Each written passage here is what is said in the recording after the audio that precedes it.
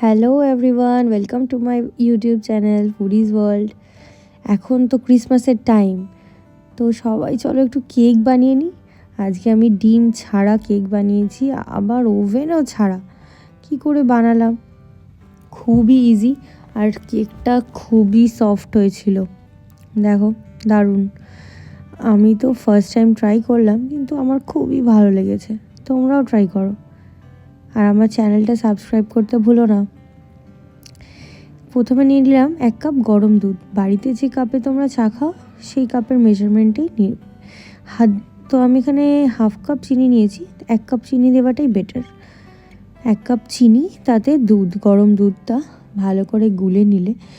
এবার চিনিটা গুলে যাওয়ার পরে 1 কাপ ময়দা দিয়ে দিলাম, 1.5 কাপ মতো তেল, 1/2 কাপ তেল অ্যাকচুয়ালি, তারপরে 1 কাপ সুজি, 1 চামচ বেকিং পাউডার, আর ঠিক বেকিং পাউডারের হাফ হচ্ছে বেকিং সোডা দেবে।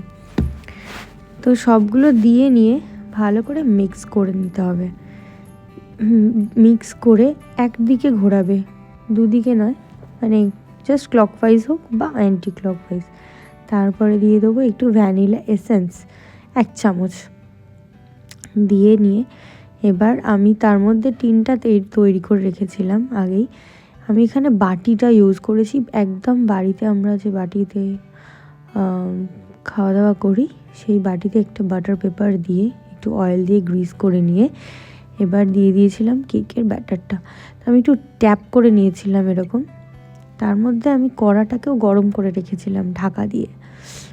তো কড়াটার মধ্যে আমি এই বাটিটা, ওপর থেকে এবার তুমি কাজু কিশমিশ দিয়েছি আমি, তোমরা চাইলে আরও কিছু দিতে পারো তোমাদের পছন্দ মতো। তো আমি এখানে বাটিটা দিয়ে দিলাম কড়াতে।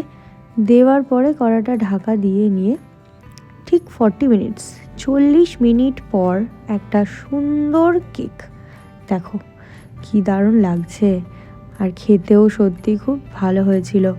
তোমরা অবশ্যই ট্রাই করো, আমাকে কমেন্ট বক্সে জানাও কেমন লাগলো তোমাদের কেকটা খেয়ে। আর আমি এখানে একটা চাকু দিয়ে দেখেছিলাম যে আটকাচ্ছে কিনা, তো বুঝলাম আমার কেকটা একদম পারফেক্ট। তো আমি বাটার পেপারটাকে তারপরে তুলে নিয়েছিলাম।